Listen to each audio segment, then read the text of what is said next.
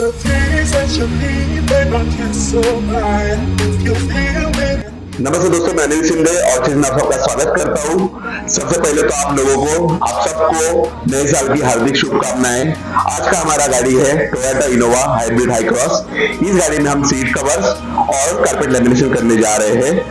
Seat cover के लिए हम ले रहे हैं हमारा अकासिया सीरीज का अकासिया 07 डार्क टैन कलर और स्टिचिंग का कलर होने वाला है डार्क टैन, वो भी नायलॉन क्वालिटी में। आइए गाड़ी देखते हैं।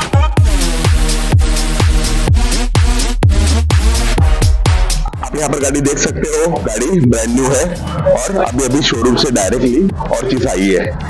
इस गाड़ी में हम सीट कवर्स और कारपेट लैमिनेशन करने जा रहे हैं। आप आगे प्रोसेस का वीडियो जरूर देखें, चैनल को सब्सक्राइब करें, वीडियो को लाइक और शेयर करना ना भूलें। Thank you very much.